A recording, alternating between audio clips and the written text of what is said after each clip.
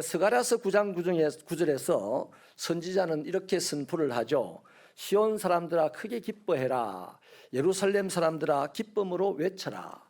보라, 내 왕이 너에게 나간다. 그는 의로운 분이며 구원을 베푸시는 분이다. 그가 겸손하여 나귀를 탔으니 곧 나귀 새끼다. 이렇게 선포를 했어요. 이것은 장차 이스라엘의 구원을 베풀 왕이 오실 것을 예언한 말씀입니다. 본문은 이 예언의 말씀대로 예수께서 나귀 새끼를 타시고 예루살렘에 입성하는 그 장면을 기록을 하고 있죠. 저는 이 장면 속에서 다양한 사람들이 구약 선지자가 예언한 왕, 또 이스라엘을 구원할 왕, 이 왕에 대하여서 정말 왕으로 인정하고 어떻게 모셨는지를 소개하려고 합니다. 그리고 현재 우리는 주님을 어떻게 왕으로 인정하고 섬기고 있는지를 돌아보는 시간을 갖게 하려고 합니다. 자, 그러기 전에요, 예수님이 왕이라는 사실을 분명하게 해두고 싶어요. 우리가 그분이 왕이다 아니다 이거 하기 전에 우리는 이미 왕으로 고백하고 있는데, 분명하게 해둬야 될 이유가 뭐냐 하면, 본문의 사건이 있은 며칠 후에 예수님은 빌라도의 법정에 서게 됩니다. 빌라도가 물어요. 사람들이 너를 보고 이러쿵저러쿵 뭐 왕이다 아니다 뭐 말들이 많은데 네가 왕이냐 이렇게 물어요. 그러자 예수님이 직접 대답하시기를 네 말과 같이 내가 왕이다 이렇게 말해요. 예수님 자신을 왕이라고 공개적으로 말했어요. 자, 구약시대에 예언했던 그 내용이 지금 예수님의 입으로 직접 본인이 왕이다 이렇게 말을 해요.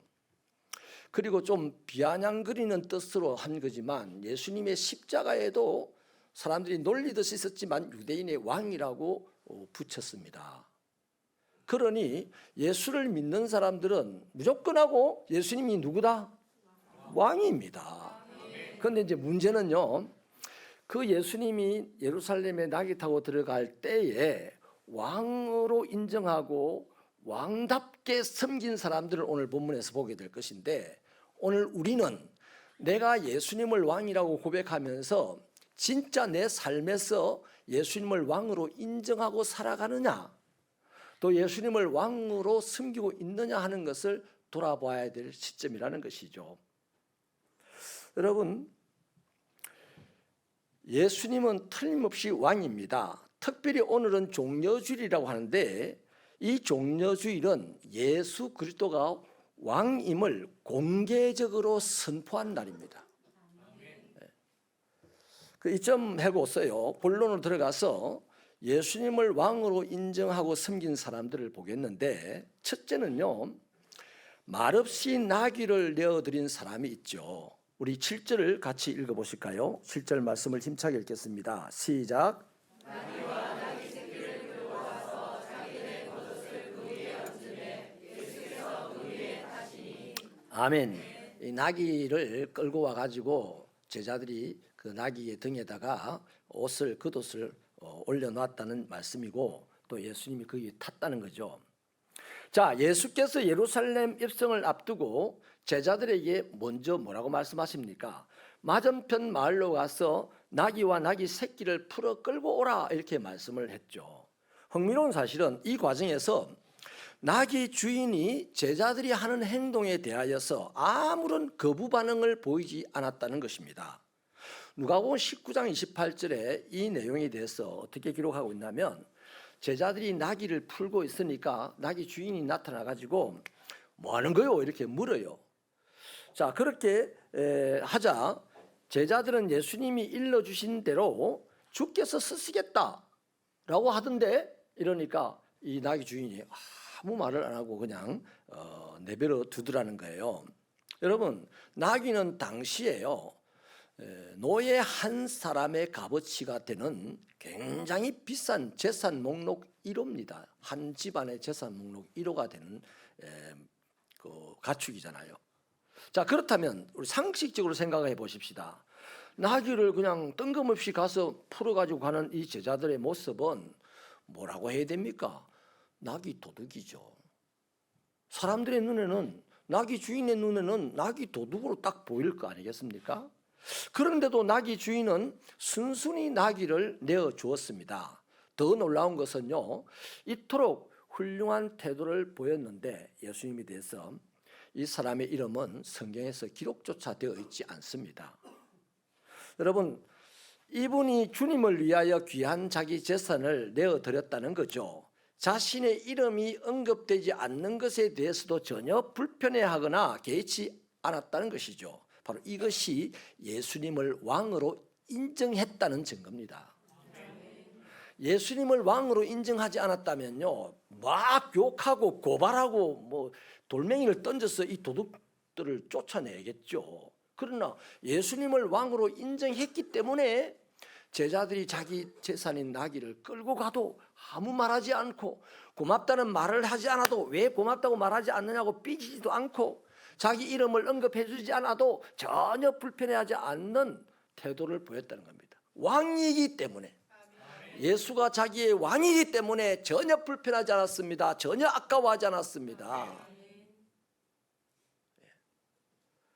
여러분, 우리가 예수님을 내 삶의 주인으로 고백한다면, 우리가 예수님을 나를 다스리는 왕으로 인정한다면, 내게 있는 열정과 내게 주어진 시간과 내가 소유하고 있는 물질을 그분을 위하여 쓰는데 아까워하지 않습니다. 그런데 예수를 믿어요. 믿기는 하지만 예수님의 왕이라고 말은 해요. 그러나 진짜로 왕으로 인정하지 않는다면 내 열정을 그분에게 쏟는 것보다는 내가 좋아하는 이성에게 쏟는 것이 훨씬 더 귀하고, 내게 주어진 시간을 그분을 위해서 쓰는 것보다는 내 자신의 즐거움을 위해서 쓰는 것이 훨씬 더 중요하고, 내가 가진 물질을 내 편리와 내 안락을 위해서, 내 즐거움을 위해서 쓰는 것이 그분을 위해서 쓰는 것보다 훨씬 더 중요한 거죠. 오늘 이 시대에 그리스도인들이 수없이 많습니다마는 하나님의 나라 역사가 일어나지 않는 이유가 뭐겠습니까? 예수를 믿기는 믿어요. 예수가 왕이라고, 만왕의 왕이라고 축제 채우기도 합니다. 그러나 삶의 자리에서 인정을 안 하는 거예요. 예수님이 진짜 여러분의 왕이 되시기를 축원합니다. 왕은 자기를 진짜 왕으로 섬기는 사람을 자기 신하로 씁니다. 왕의 신하에게는 왕의 권세가 주어집니다. 저와 여러분 신앙생활을 제가 항상 똑바로 하자, 바르게 하자는 주장을 강하게 하잖아요. 예수님이 우리가 우리의 왕으로 고백을 했다면 이제 내 삶의 자리에서, 내 드린 예배의 현장에서 그분을 왕으로 인정하는 예배가 되고 섬김이 되고 삶이 되기를 축원합니다. 그래서 여러분, 예수를 왕으로 인정한다면요, 주님을 위해서 내 것을 포기하는 것이 아깝지 않습니다. 전혀. 예수님을 왕으로 인정한다면 그분 때문에 내가 자존심 상하는 거 별로 기분 나쁘지 않습니다. 예수님을 왕으로 인정한다면 내가 그 왕 되신 예수님 때문에 내가 업신여김을 당하는 거 별로 서글프지 않습니다. 이런 상황에서 예배를 드린다면, 이런 상황에서 성도들이 모인다면 이곳이 천국이 되는 거예요. 할렐루야. 두 번째는요, 말씀에 순종한 제자들이 있습니다. 우리 6절 말씀을 같이 힘차게 읽겠습니다. 시작. 아멘. 여러분, 제자들이라고 나귀가 얼마나 소중한 가축인지 모르겠습니까? 충분히 알고 있죠. 주님의 말씀대로 하다가는 자신이 자칫 도둑으로 몰릴 수 있다는 것을 왜 모르겠습니까? 압니다. 그러니까 건너편 마을에 가서 나귀를 풀어서 몰고 온나라고 하신 주님의 이 말씀을 듣는 순간 무슨 대책도 없는 말씀을 하시냐라고 할 수 있어요. 그렇잖아요. 그 나귀를 주님의 말씀대로 풀어오면 도둑으로 얻어맞을 수가 있고 고발당할 수도 있어요. 근데 아니, 주님 나를 도둑놈 소리 들으라고 지금 말씀하시는 겁니까? 이럴 수 있는 거잖아요. 그러나 제자들은 주님의 말씀에 아무런 토를 달지 않았습니다. 적극적으로 순종했습니다. 이것이 예수님을 왕으로 인정했다는 증거입니다. 이 시대의 교회 안에는요, 상식이 딱 뱀처럼 대가리를 틀고 앉아 있어요. 상식이 교회 안에 앉아 있어요. 그 상식적으로 맞지 않으면 안 하려고 해요. 상식적으로 시간이 없는데 어떻게 합니까? 상식적으로 몸이 연약한데 어떻게 합니까? 상식적으로 가난한데 뭘 합니까? 그렇죠. 상식은 가난하면 아무 일을 못합니다. 상식은 몸이 병들었으면 아무것도 못합니다. 하나님이 몸이 병들었다고 순종하지 말라 합니까? 하나님이 가난하다고 하나님의 일 하지 말라 합니까? 여러분, 병든 몸을 가지고 주의 말씀에 순종하면 하나님이 그 병든 몸을 치료하시는 겁니다. 치료하면 순종할게요. 이게 상식입니다. 그러나 하나님의 나라는 상식이 중요하지 않습니다. 상식이 별로 쓸모없어요. 하나님의 나라는 하나님의 말씀이 중요한 겁니다. 하나님의 말씀에 순종할 때 하나님의 나라가 이루어지고 결과로 축복의 역사가 나타나게 되는 것입니다. 그래서 여러분, 오늘 이 시대 교회 안에 상식이 확 또아리를 틀고 있기 때문에 성도들이 상식적으로 일을 하려고 그래요. 그래서 상식과 지식과 경험을 중요시하고 교회 일을 하는데 자꾸만 앞세웁니다. 오히려 하나님의 말씀을 중요시하고 하나님의 말씀대로 하려고 하는 사람이 점점 자리를 잃어가고 있어요. 그래서 목사도 힘이 들어요. 목사는 온통 상식이 아니고요, 말씀으로 일을 하는 사람인데, 목사는 상식을 전하는 사람이 아닙니다. 인간의 경험을 전하는 사람이 아닙니다. 하나님의 말씀을 전하는 사람이 있잖아요.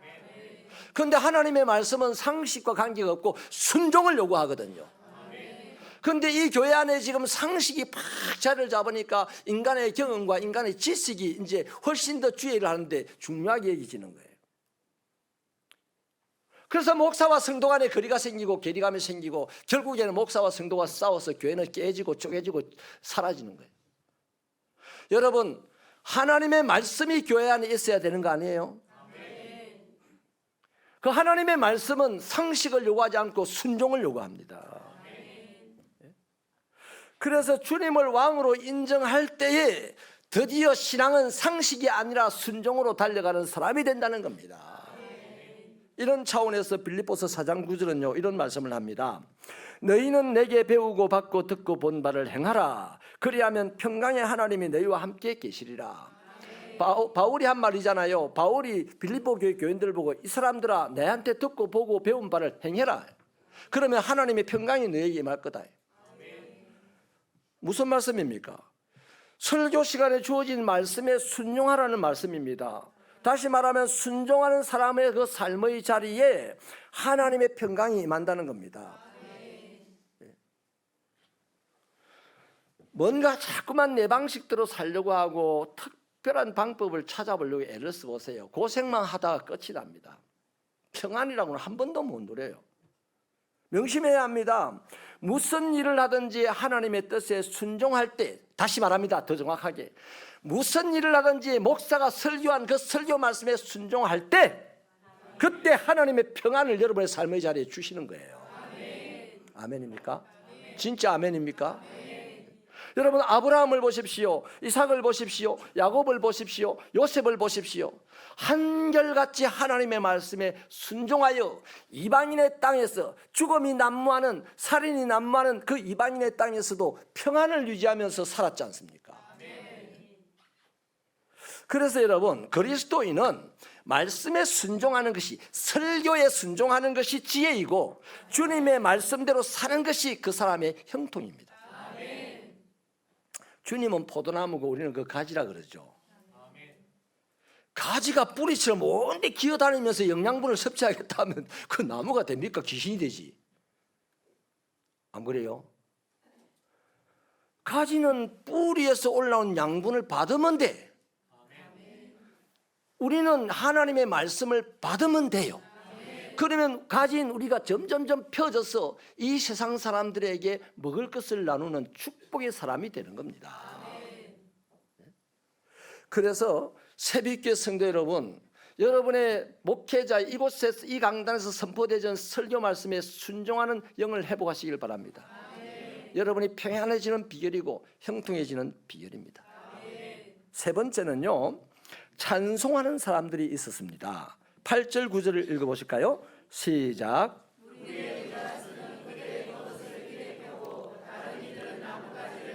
길에 펴고 앞에서 가고 뒤에서 따르는 무리가 소리 높여 호산나 다윗의 자손이여 찬송하리로다.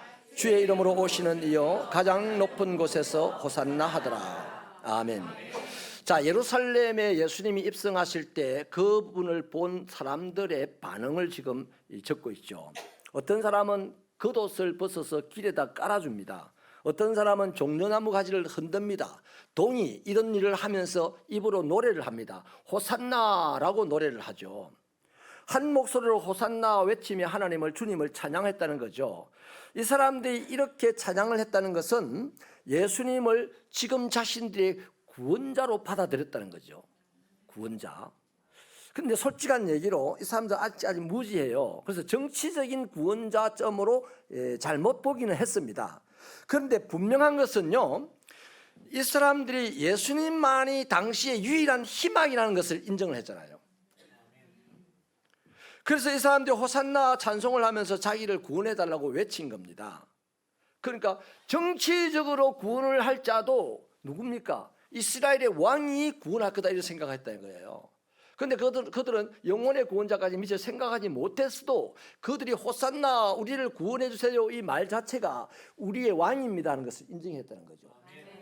여러분, 우리는 알죠. 이 사람들보다 우리는 더 정확하고 더 분명하게 압니다.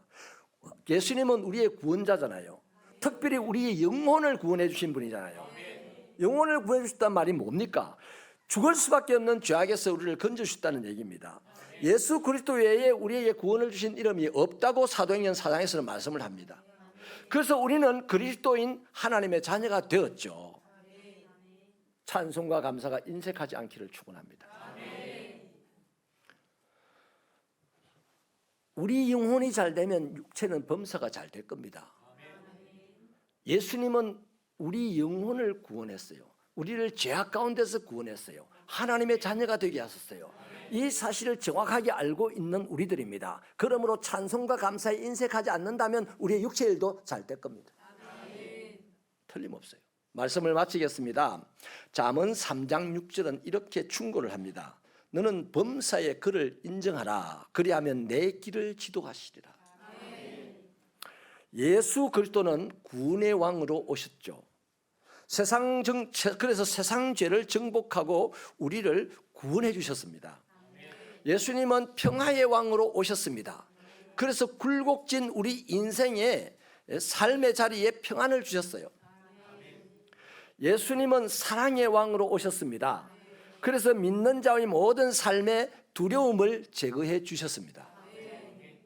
이 사실을 진짜 인정하십니까? 그렇다면 찬송과 감사에 인색하지 마시고요. 자기를 드리는 것을 인색하지 마시고 그분의 말씀에 순종하는 것에 인색하지 않기를 축원합니다. 또 한 가지가 더 있습니다. 예수님은 장차 만왕의 왕으로 오실 분입니다. 다시 말하면 재림하여서 심판의 왕으로 오신다 이 말이죠. 우리는 지금 이것을 믿고 이것을 기다리고 삽니다. 그러니 저와 여러분이 당연히 이 사실을 믿는다면, 이분을 왕으로 인정한다면 이 세상을 사는 동안 자기를 주님께 드릴 것입니다. 당연히 세상을 사는 동안 그 사람은 그분의 사랑을 입을 거예요. 자기를 드리지 않는데 어떻게 입습니까? 그분을 입습니까? 여러분, 우리가 옷을 하나 입어도요, 내 몸을 이 옷 안에 끼워 넣어야 옷이 입어지는 거 아니에요? 우리가 하나님 사랑이다 그러는데 그 사랑만 받으면 두려움이 사라질 텐데 그분을 입어야 되잖아요. 그분을 입는 방법이 뭡니까? 그분을 사랑하는 거래요. 왕으로 인정하지 않으면 사랑하지 못해요. 자기 편리를 위해서, 자기 이익을 위해서 사랑한다 말할 뿐입니다. 또 주님을 자기 왕으로 인정한다면 그분이 오실 때까지 그분의 말씀에 순종할 것입니다. 그는 당연히 이 땅을 살아가는 동안 말씀이 이루어지는 것을 보는 축복을 열매로 누릴 것입니다. 또 주님을 왕으로 인정하는 사람은 온 마음과 정성을 다해서 그분을 찬양할 것입니다. 그는 자기 평생 사는 동안에 삶의 자리에서 왕의 영광을 보게 될 것입니다. 이겁니다. 예수 그리스도 믿는 자의 왕입니다. 아멘만 하지 마시고 이제는 인정하세요. 한 주간 동안 이제 새벽 기도할 겁니다. 순례길 참여하신 모든 분들은 이제 문자만 받지 마시고 새벽에 나오세요. 5시 반에. 그걸 약속한 거예요. 일주일 동안 시간을 들이세요. 일주일 동안 자기의 에너지를 들이세요. 일주일 동안 자기 감사의 물질을 들으세요. 일주일 동안 자기 감사의 찬송을 들이세요. 왜? 왕이라고 인정한다면 얼마든지 할 수 있는 일입니다. 그래도 안 되면 제가 도와드릴게. 기도하시겠습니다. 하나님 감사합니다. 하나님 이 땅에 독생자 아들을 보내주셔서 우리의 왕으로 삼으시고 우리의 입으로 왕으로 고백하게 하여 사오니 이제 우리의 삶으로 인정하게 하여 주시옵소서. 나를 드리는 것에 인색하지 말게 하여 주시고 순종하는 데 인색하지 말게 하여 주시고 감사와 찬송을 드리는 것에 인색하지 않는 우리가 되어서 우리의 삶의 자리가 온통 왕 대신 주의 역사가 나타나게 하여 주시옵소서. 예수님 이름으로 기도하옵나이다. 아멘.